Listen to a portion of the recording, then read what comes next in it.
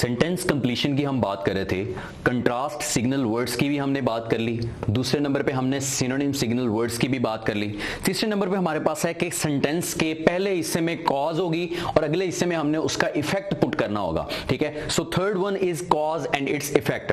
So cause and its effects में हम पहली एग्जांपल देखेंगे कि वो कहता है his story was so heart breaking that we started dash. अब यहां पे देखें, उसने एग्जांपल दी हुई है his story was so heart breaking, कि उसकी कहानी इतनी दिल दुखा देने वाली थी, दैट वी स्टार्टेड डैश। अब मॉकिंग, क्राइंग, लाफिंग और एंजॉयिंग, इनमें से कौन सी ऑप्शन आ सकती है? अगर हम मॉकिंग की बात करें, मॉकिंग कहते हैं मजाक उड़ाना, तो उसकी दिल दुखा देने वाली स्टोरी है और हम क्या उसका मजाक उड़ाएंगे? नहीं, ऐसा भी नहीं होगा। दूसरी चीज है क्राइंग, इसको एक बार साइड पे देखते हैं। तीसरी चीज है लाफिंग, कि अगर उसकी दिल दुखा देने वाली स्टोरी है तो क्या हम उस पर लाफ करेंगे? नहीं। चौथी ऑप्शन है एंजॉयिंग, कि अगर उसके दिल दुखा देने वाली स्टोरी है तो क्या हम एंजॉय करेंगे? नहीं। तो ये तीन ऑप्शंस तो वैसे ही कट होगी। अब वो कहता है his story was so heart breaking that we started weeping, that we started crying, कि उसकी स्टोरी इतनी दिल दुखा देने वाली थी कि हम रोना शुरू हो गए। ठीक है, तो इसकी बेस्ट ऑप्शन क्या है? क्राइंग। अब ये कॉज एंड इट्स इफेक्ट का कैसे यूज हो रहा है? कॉज क्या थी? उसकी स्टोरी जो थी वो दिल दुखा देने वाली थी, इस वजह से हम रोना शुरू हो गए। तो कॉज क्या है या रीजन क्या थी? कि उसकी स्टोरी दिल दुखा देने वाली है, और अगर स्टोरी दिल दुखा देने वाली है तो उसका इफेक्ट क्या होगा? कि हम रोना शुरू कर देते हैं। ठीक है, सो ये कॉज है उसकी, that his story was so heart breaking that we started crying. तो ये कॉज है और ये इसका क्या है? इफेक्ट। तो कॉज के अकॉर्डिंग हमने उसका क्या चूज करना है? इफेक्ट चूज करना है। दूसरी एग्जांपल क्या है? वो कहता है he played so bad that we dash the match, won, lose, grabbed या enjoyed। अगर कोई प्लेयर बहुत बुरा खेले तो क्या हम मैच जीत सकते हैं? नहीं। दूसरी चीज है लूज, कि अगर कोई प्लेयर बुरा खेले तो ऑब्वियसली हम मैच हार जाएंगे। इस ऑप्शन को एक मिनट के लिए देखते हैं। तीसरी ऑप्शन क्या है? ग्रैब्ड, अगर कोई प्लेयर बहुत बुरा खेले तो क्या हम मैच ग्रैब कर सकते हैं? नहीं कर सकते, तो ये ऑप्शन भी नहीं हो सकते। उसके बाद है he played so bad that we enjoyed the match, क्या ऐसा हो सकता है कि कोई प्लेयर बहुत बुरा खेले और हम उसको फिर एंजॉय करें? हमारे ही प्लेयर बुरा खेले तो क्या हम एंजॉय करते हैं मैच? हम नहीं एंजॉय कर सकते। ठीक है, तो ये ऑप्शन भी नहीं हो सकती। सो इसमें से अगर हम बेस्ट ऑप्शन देखें तो कहता है he played so bad that we lose the match, कि अगर कोई प्लेयर बहुत बुरा खेले तो हम मैच हार जाते हैं। ठीक है, सो इसकी कॉज क्या थी? कि प्लेयर ने बुरा खेला है। He played so bad, ये इसकी कॉज है, और उसका इफेक्ट क्या होगा? कि अगर कोई प्लेयर बुरा खेलता है, उसकी कॉज है, तो उसका इफेक्ट क्या होगा? कि वो मैच हम क्या कर देते हैं? लूज कर देते हैं, हम मैच हार जाते हैं। ठीक है, तो ये है हमारे पास कॉज एंड इट्स इफेक्ट। चौथी जो हमारे पास चौथा रूल है वो हमारे पास प्लेसिंग एंड रिप्लेसिंग है। ठीक है, इसमें हमारे पास एक ही सेंटेंस के अंदर दो हमारे पास जगह उसने छोड़ी होती है और उसके अकॉर्डिंग हमने उसको पुट करना होता है। इसकी एग्जाम्पल देखते हैं। वो कहता है because he saw no dash to the task assigned to him, he worked in a very dash way. अब यहां पे देखें, वो कहता है because he saw no system to the task assigned. क्या आपको कोई टास्क मिलता है तो क्या उसमें आप सिस्टम ढूंढते हैं? अगर कोई आपको काम कहा गया है तो क्या आप उसमें सिस्टम ढूंढेंगे? ठीक है, तो अगर हम इसको पुट करके देखें भी सही, because he saw no system to the task assigned to him, he worked in a very function way. तो फंक्शन वे हो सकता है क्या? अगर फंक्शन वे लिखना भी है तो फंक्शनल आना चाहिए ना, इन a functional way. In a function way तो नहीं ना आ सकता। ठीक है, तो ये ऑप्शन तो नहीं हो सकती। दूसरी ऑप्शन देखते हैं, बीटा ऑप्शन। वो कहता है because he saw no method to the task assigned to him, he worked in a very diligent way. ठीक है, अगर उसको मेथड ही अच्छा नहीं लग रहा तो क्या वो बाखबर होके उसको करेगा? तवज्जो से करेगा। डिलीजेंट कहते हैं मुतवज्जे होके। ठीक है, अगर उसको कोई टास्क में कोई मेथड ही नहीं मिल रहा तो क्या वो मुतवज्जे होके कर सकता है? नहीं, तो ये भी ऑपोजिट चीजें हैं, ये भी नहीं आ सकती। तीसरी चीज क्या है? वो कहता है because he saw no purpose to the task assigned to him, he worked in very careless way, क्योंकि उसको जो टास्क दिया गया है उसने उसमें कोई मकसद नहीं मिला उसको, तो वो उसको क्या करेगा? केयरलेस वे में करेगा। ठीक है, तो ये ऑप्शन एक तरह से थोड़ी सी सही हो सकती है। चौथी ऑप्शन भी देखते हैं, हमने चारों ऑप्शंस को देखना है। उसके बाद because he saw no system to the task assigned to him, he worked in an intelligent way. अगर उसको कोई सिस्टम नहीं मिला तो क्या वो इंटेलिजेंट वे के अंदर वो कर सकता है काम? यानी अगर मुझे कोई चीज इंटरेस्टिंग ही नहीं लग रही तो क्या मैं उसमें दिल लगा के काम कर सकता हूं? नहीं। तो यहां पे वो कह रहा है उसको सिस्टम नहीं मिला फिर भी वो क्या कर रहा है? इंटेलिजेंट वे में कर रहा है, तो ऐसा भी नहीं हो सकता। तो ये तीन ऑप्शन हमारी एक्सक्लूड हो गई हैं। अब इस ऑप्शन को देखते हैं। वो कहता है because he saw no purpose to the task assigned to him he worked in a very careless वे।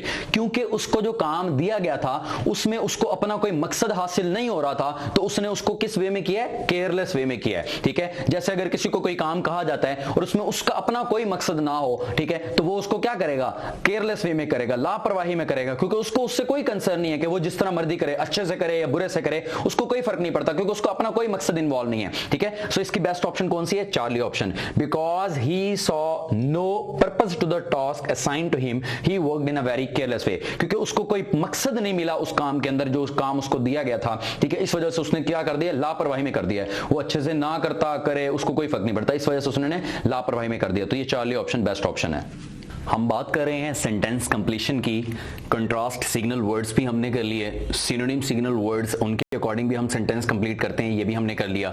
उसके बाद कॉज एंड इट्स इफेक्ट भी हमने पढ़ लिया कि अगर कोई प्लेयर बुरा खेलता है तो उसकी वजह से हम मैच हार जाते हैं, तो ये कॉज एंड इट्स इफेक्ट्स भी हमारा हो गया है। उसके बाद हम बात करते हैं प्लेसिंग और रिप्लेसिंग की, कि एक ही सेंटेंस के अंदर हमसे वो दो चीजें उसने पूछी होती हैं, तो अगर उसने हमसे दो चीजें पूछी हुई हैं तो उसको भी हम उसके अकॉर्डिंग उसको सॉल्व करते हैं। कि अगर एक चीज लगाएंगे हम, जैसे उसने कोई अपने टास्क जो उसको दिया गया था उसमें कोई पर्पस उसको नहीं मिला, अपना मकसद कोई नहीं मिला, तो उसने केयरलेस वे में उसको किया। ये प्लेसिंग एंड रिप्लेसिंग भी हमने कर लिया। तो ये 4 पॉइंट्स हो गए हैं। अब 5वां पॉइंट हम देखते हैं एक्सक्लूडिंग द ऑप्शंस, कि सेंटेंस कंप्लीशन के जो एमसीक्यूज होते हैं वो हम एक्सक्लूडिंग द ऑप्शंस करके भी उसको सॉल्व कर सकते हैं। एक्सक्लूडिंग द ऑप्शंस क्या है? कि हमारे पास एक सेंटेंस होगा, उसके अंदर हमने जज करना है और अपनी ऑप्शंस को एक्सक्लूड करना है। जब सारी 3 ऑप्शंस हम एक्सक्लूड कर देंगे तो ऑब्वियसली जो 4th ऑप्शन हमारे पास बचेगी वो हमारा आंसर होगा। जैसे उसने एक एग्जांपल दी है, कहता the dash room had not been used for years as it could be collapsed any time.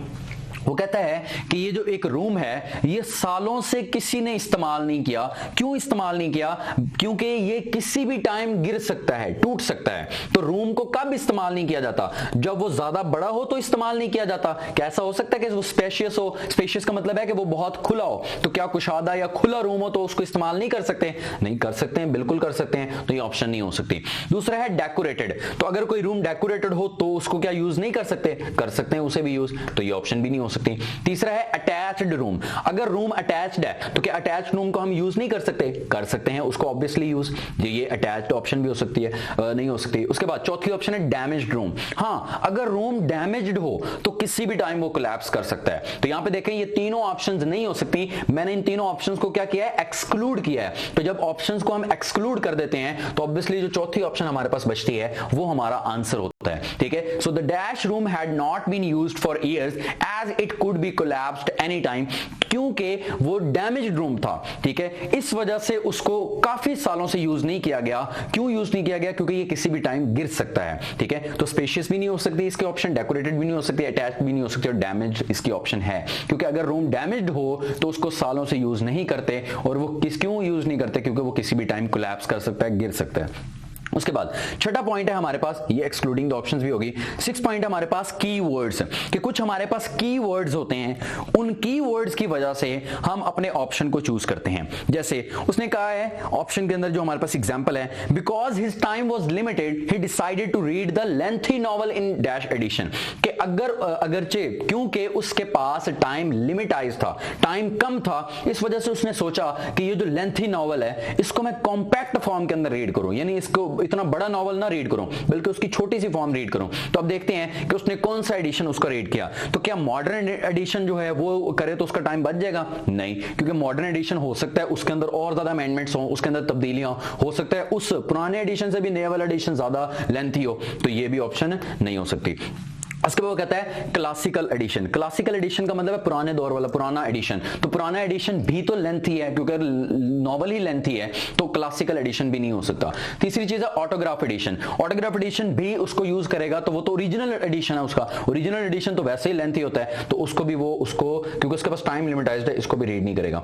चौथी ऑप्शन है एब्रिज्ड एडिशन। एब्रिज्ड कहते हैं कॉम्पैक्ट को, जैसे एक बड़ी बुक इतनी मोटी हो तो उसकी एब्रिज्ड एडिशन इतना सा होगा। ठीक है, तो अब यहां पे देखें, अगर मेरे पास टाइम कम है तो क्या मैं इतना एडिशन करूंगा या उसका एब्रिज्ड एडिशन यूज करूंगा? So obviously I will choose abridged edition. So इसका आंसर क्या बनता है? क्योंकि उसके पास टाइम लिमिटाइज्ड है, इस वजह से वो कौन सा एडिशन उसका रीड करेगा, उसने क्या डिसाइड किया कौन सा एडिशन रीड करेगा? उसका एब्रिज्ड एडिशन। ठीक है, so because his time was limited he decided to read the lengthy novel in abridged edition. तो उसका कॉम्पैक्ट एडिशन वो रीड करेगा, ना कि मॉडर्न, क्लासिकल या ऑटोग्राफ। ठीक है, तो ये तीन ऑप्शन हमारी नहीं है, वो फोर्थ ऑप्शन हमारी ऑप्शन है। ठीक है, तो ये हमने पढ़ा कि ऑप्शंस को एक्सक्लूड करके भी हम अपना ऑप्शन चूज कर सकते हैं। और छठे पॉइंट में हमने पढ़ा कि कीवर्ड्स होते हैं। अब इसमें कीवर्ड क्या था मेरे पास? लिमिटेड।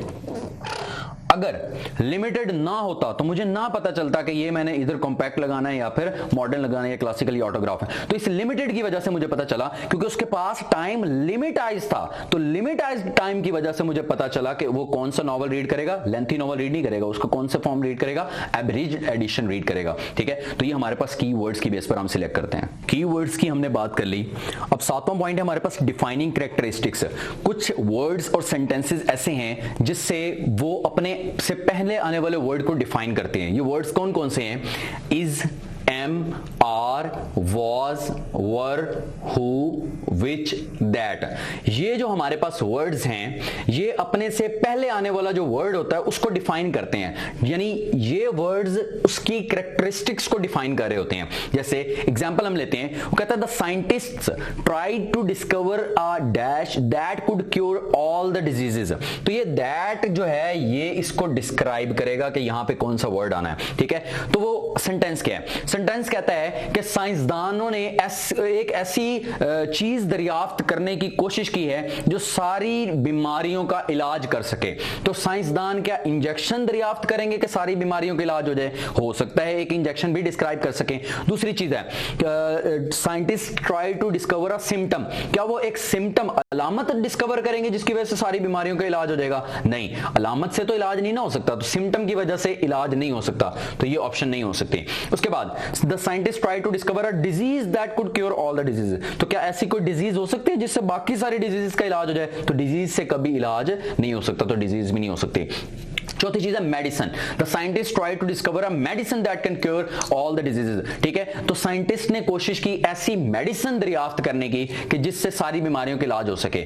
अब मेडिसिन तो डिस्कवर हो सकती है ना, क्योंकि मेडिसिन से तो ऐसी बीमारियों का इलाज, सारी बीमारियों का इलाज हो सकता है, तो ये ऑप्शन हो सकती है।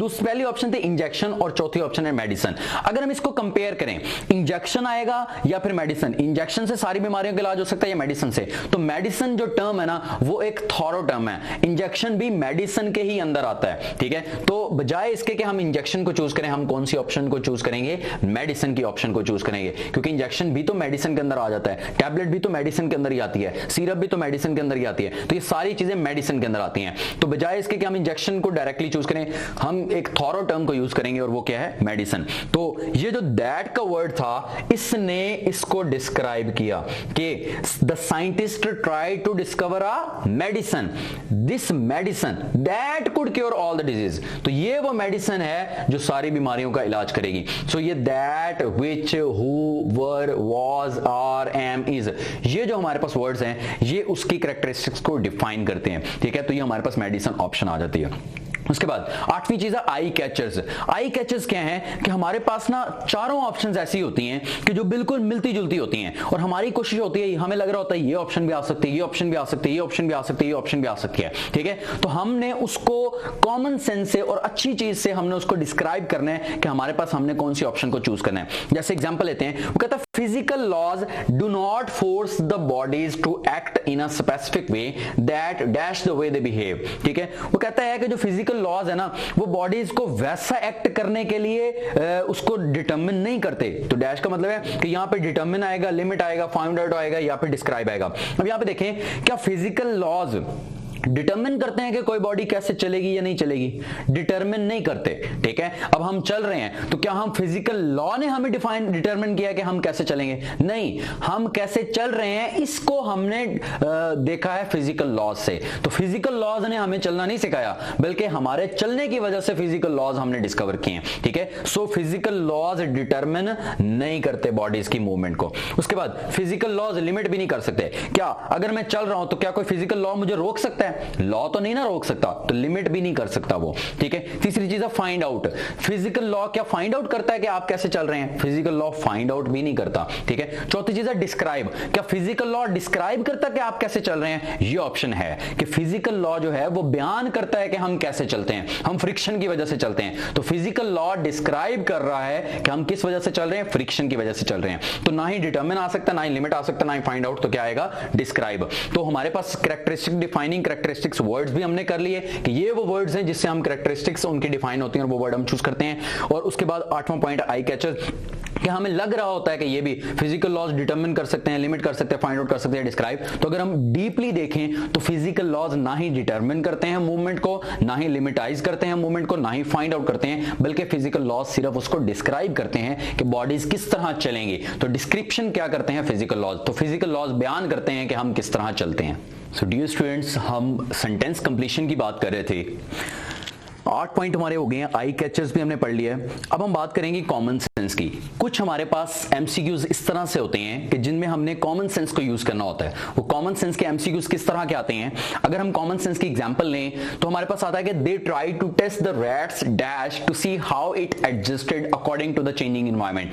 कहता है कि उन्होंने टेस्ट, जो एक रैट है उसको टेस्ट करने की कोशिश की और चेक उन्होंने क्या करना था कि ये चेंजिंग एनवायरनमेंट के साथ साथ अपने आप को कैसे एडजस्ट करता है। तो रैट क्यों अपने आप को एडजस्ट करेगा चेंजिंग एनवायरनमेंट के अकॉर्डिंग? स्टैमिना की वजह से क्या वो चेंज करेगा अपनी पोजीशन को, ठीक है। तो क्या वो उसके स्टैमिना चेक करेंगे उससे, ठीक है, कि वो अगर एडजस्ट कर रहा है अपने आप को तो क्या स्टैमिना की वजह से एडजस्ट कर रहा है? नहीं, स्टैमिना की वजह से तो एडजस्ट नहीं करेगा। अगर उसमें स्टैमिना तो वो वहीं पे रहेगा, वो क्यों इधर उधर भाग के एडजस्ट होगा, ठीक है। स्टैमिना की वजह से तो वो वहीं रहेगा, तो स्टैमिना की वजह से एडजस्ट नहीं करेगा। दूसरा स्ट्रिक्टनेस, कि क्या वो अपनी सख्ती की वजह से एडजस्ट करेगा एक दूसरे को? नहीं, अगर तो वो सख्त है, साबित कदम है, तो फिर भी वो एक जगह से दूसरी जगह एडजस्ट नहीं होगा। तीसरी चीज है एडॉप्टेबिलिटी।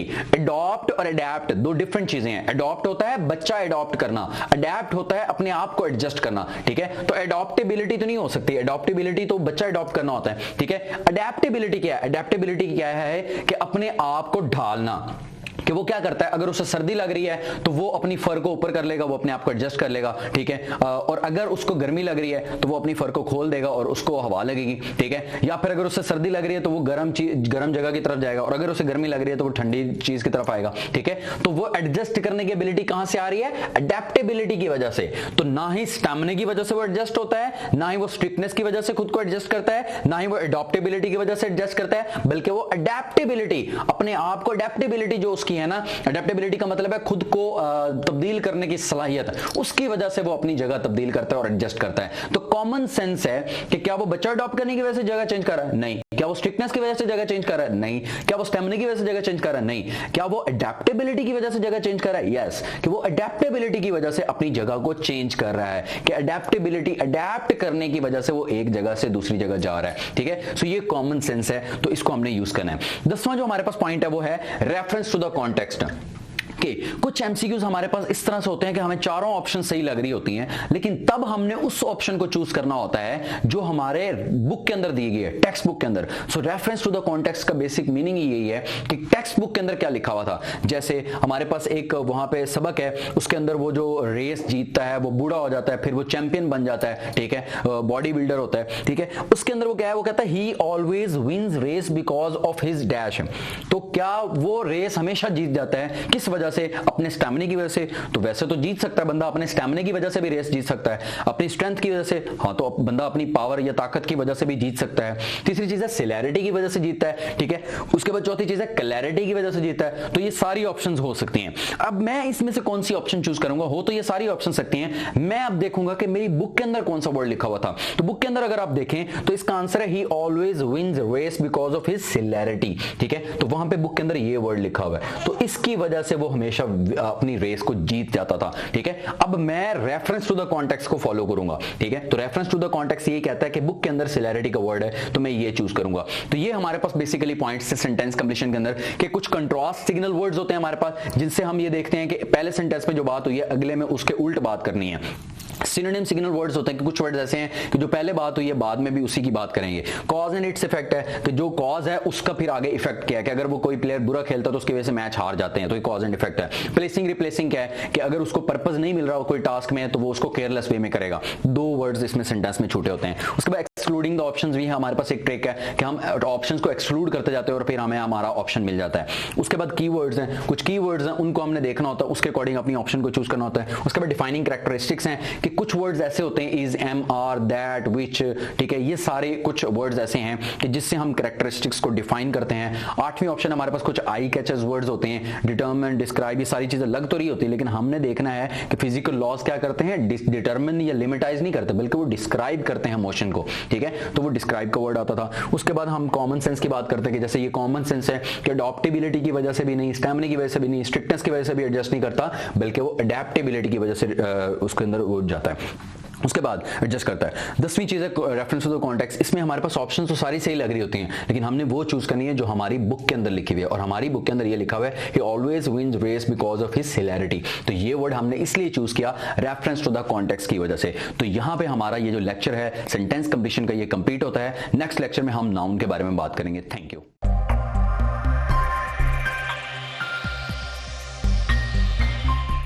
डियर स्टूडेंट्स, जैसा कि मैंने लास्ट लेक्चर में भी बताया था कि हमने हर लेक्चर के दौरान अपने 10 वोकैब के वर्ड्स कवर करने हैं। तो फर्स्ट लेक्चर के अंदर हमने 1 to 10 अपने वोकैब के वर्ड्स कवर कर लिए थे। आज हमने 11 to 20 अपने वोकैब के वर्ड्स कवर करने हैं। तो सबसे पहले अपने 11th वर्ड की तरफ चलते हैं। हमारे पास जो 11th वर्ड है वो है बेविल्डरमेंट। जो बेविल्डरमेंट है इसका उर्दू में मतलब है परेशान होना या परेशानी, ठीक है, हैरानी या फिर परेशानी। तो परेशानी इसका बेटर मतलब है, बेविल्डरमेंट का मतलब है परेशानी। तो बेविल्डरमेंट एक नाउन है हमारे पास।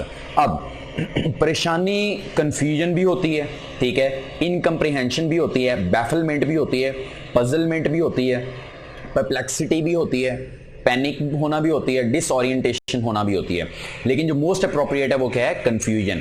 अब तो ये आपको नजर भी आ रहा है डायग्राम के अंदर कि ये जो इंसान है ये परेशान है, हैरान है, ये कंफ्यूज है, ठीक है, इसको क्लैरिटी नहीं है चीज की, ओरिएंटेड नहीं है, ये शख्स डिसओरिएंटेड है, ठीक है। तो सबसे पहले ये 11th वर्ड बेविल्डरमेंट जो है ये एक नाउन है, इसका उर्दू में मतलब है परेशानी, और इसका जो मोस्ट अप्रोप्रिएट हमारे पास सिनोनिम है वो क्या है, कंफ्यूजन, ठीक है। तो ये हमारा 11th वर्ड था। अब 12th वर्ड देखते हैं। 12th वर्ड है ब्रिस्कली।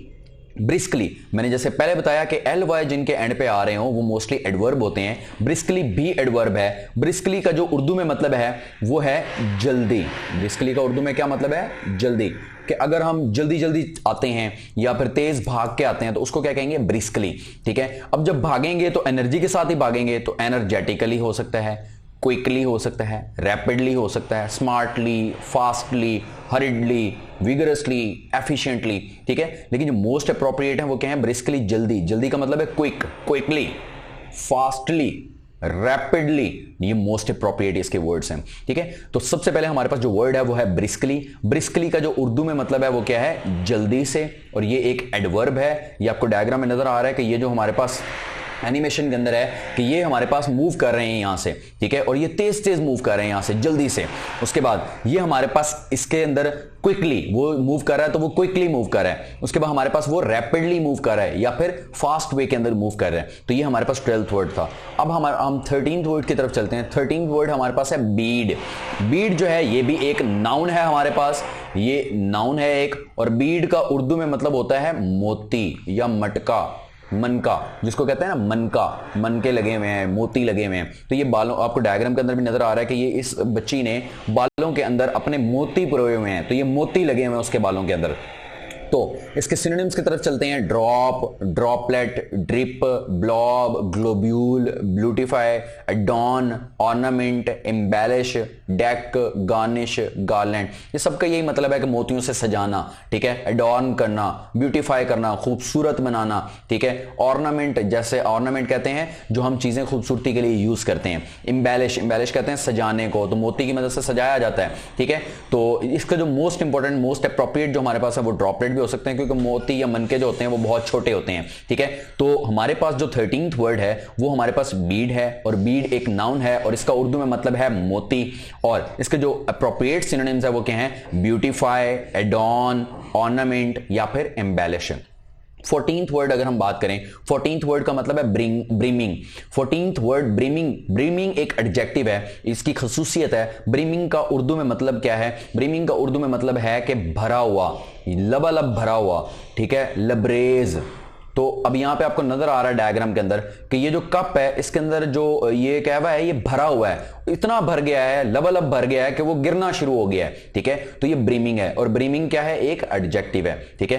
तो सबसे पहले ब्रीमिंग उसका मतलब भरा हुआ, और वो एक एडजेक्टिव है, और ये डायग्राम में आपको नजर आ रहा है। इसका जो मोस्ट अप्रोप्रिएट है वो है ओवरफ्लोइंग, कि ओवरफ्लो हो रहा है, इतना ज्यादा हो गया है। Packed, filled, crammed, bursting, teeming, abounding, overflowing, thronging, bristling, ठीक है। तो ये हमारे पास इसके सिनोनिम्स हैं। तो डियर स्टूडेंट्स, हमारे पास 14th वर्ड है ब्रीमिंग।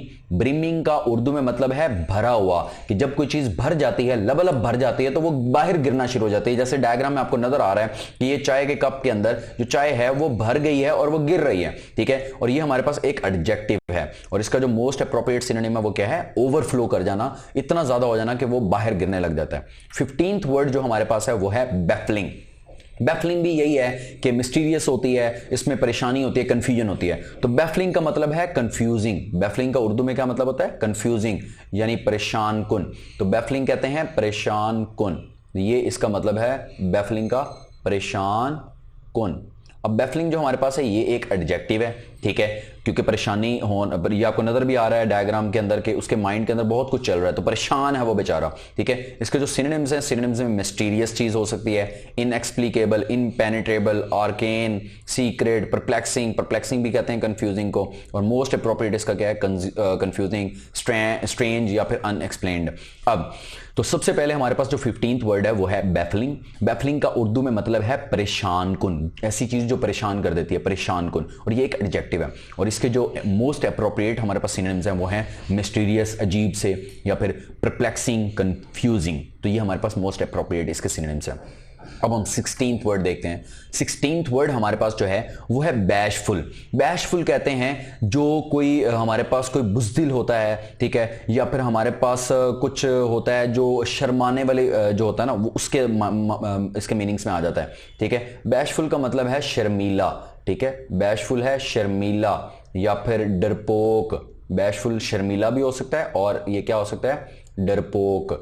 तो ये इसका मतलब है, जैसे बच्चे जो होते हैं वो डरपोक होते हैं, वो खतरे को देख नहीं सकते, ठीक है। तो बैशफुल हमारे पास एक एडजेक्टिव है और इसका मतलब है डरपोक या फिर शर्मीला।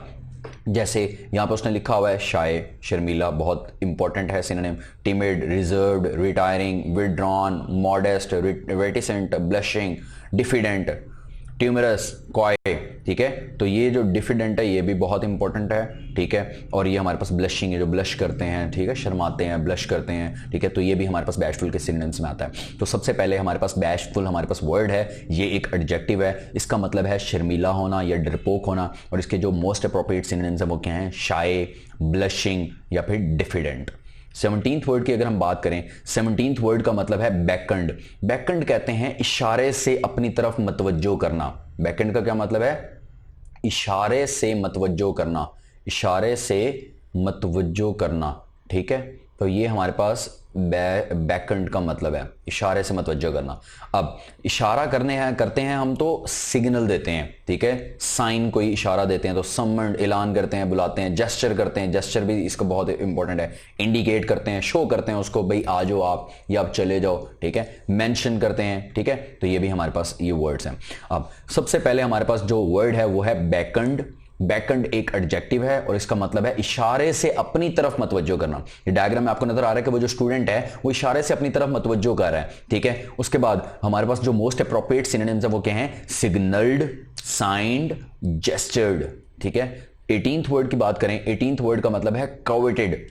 कॉवेटेड कहते हैं ख्वाहिश करना, ठीक है। कॉवेटेड का क्या मतलब है, हिर्स करना या ख्वाहिश करना, ठीक है। तो कॉवेटेड का मतलब है हिर्स करना या फिर ख्वाहिश करना, ठीक है, जैसे मेडिकल के सारे स्टूडेंट्स को उनकी ख्वाहिश होती है कि वो केई में एडमिशन लें, ठीक है। So they are all the students, all the MD CAT students are coveted for KEMU, ठीक है। तो उनकी ख्वाहिश है कि वो केईएमयू में एडमिशन लें। तो कवेटेड हमारे पास एक एडजेक्टिव है, इसका उर्दू में मतलब हिर्स करना या ख्वाहिश करना। यहाँ पे जो डायग्राम आपको नजर आ रहा है कि एक जो वो फीमेल है वो इतने फ्रूट्स के लिए क्या है, हिर्स कर रही हैं, ख्वाहिश कर रही हैं, ठीक है। अब इसके जो सिनोनिम्स हैं वो क्या हैं, वांटेड, फैशनेबल, डिजायर्ड या फिर पॉपुलर। डिजायर भी यही होती है ना, ख्वाहिश का नाम। तो हमारे पास 18th वर्ड जो था वो था कवेटेड। कवेटेड एक एडजेक्टिव है और इसका उर्दू में मतलब है हिर्स करना, ख्वाहिश करना। और इसके अगर हम सिनोनिम्स की बात करें तो सिनोनिम्स हमारे पास क्या हैं, वांटेड, ठीक है, या फिर डिजायर्ड। तो जिस चीज की ख्वाहिश की जाती है उसकी डिजायर की जाती है, ठीक है। तो ये इसके मोस्ट अप्रोप्रिएट सिनोनिम्स है। 19th वर्ड क्या है, 19th वर्ड कहते हैं क्रेडेंशियल्स। क्रेडेंशियल्स कहते हैं असनाद को या डिग्रियों को, ठीक है। तो क्रेडेंशियल्स असनाद या सनद को कहते हैं और ये एक नाउन है, ठीक है। अब इससे आपकी क्या होती है, आइडेंटिफिकेशन होती है कि आपने कौन सी डिग्री ली हुई है, आपने कौन सी सनद ली हुई है। ऑथराइजेशन होती है, ये पास होता है आपके पास, परमिट होता है काम करने का। बैजेस, क्वालिफिकेशन, ये क्वालिफिकेशन होती है आपकी, ये डिप्लोमा होता है, ये रिकमेंडेशन होती है, ये टेस्टिमोनियल्स होता है, ये आपके पास सर्टिफिकेट होता है, ठीक है, और ये डॉक्यूमेंटेशन होती है। अब हमारे पास, और ये आपको डायग्राम में भी नजर आ रहा है कि उसकी जो पासिंग आउट हुई है सेरेमनी, उसके अंदर उसको ये डिग्री मिली है, डिप्लोमा मिला है, सर्टिफिकेट मिला है, ठीक है। तो सबसे पहले स्टूडेंट्स हमारे पास जो 19th वर्ड है वो है क्रेडेंशियल। क्रेडेंशियल कहते हैं सनद को या असनाद को। जब डिग्री कोई कोर्स हम कंप्लीट करें तो हमें सनद मिलती है, क्रेडेंशियल मिलते हैं, ठीक है। अब इसके जो अप्रोप्रिएट सिनोनिम्स हैं वो है आइडेंटिफिकेशंस, क्वालिफिकेशंस या फिर सर्टिफिकेट्स। डिग्री एक सर्टिफिकेट ही होता है ना, तो ये हमारे पास क्रेडेंशियल्स के मोस्ट अप्रोप्रिएट सिनोनिम्स है और क्रेडेंशियल्स एक नाउन है। 20th वर्ड की तरफ चलते हैं। 20th वर्ड जो है वो है कैपेशियस। कैपेशियस कहते हैं कुशादा, बहुत ही खुला। जैसे आपको ये डायग्राम में नजर आ रहा है कि ये जो हमारे पास एक हॉल है और ये बहुत खुला है, ठीक है, इसके ये बिल्कुल फ्री पड़ा हुआ है, कुशादा है, खुला है, ठीक है। तो इसका जो सिनोनिम है वो है स्पेशियस। स्पेशियस भी इसको कहते हैं वसी, ठीक है। कैपेशियस का ये मतलब भी हो सकता है वसी, ठीक है। उसके बाद लार्ज, जो वसी होगा वो बड़ा भी होगा, एम्पल, बिग, वॉल्यूमिनस, कॉमोडियस, ठीक है। एक्सटेंसिव, एक्सटेंसिव भी इसको कहते हैं वसी को, ह्यूज, साइजेबल, ठीक है। तो हमारे पास स्टूडेंट्स जो 20th वर्ड था वो था कैपेशियस।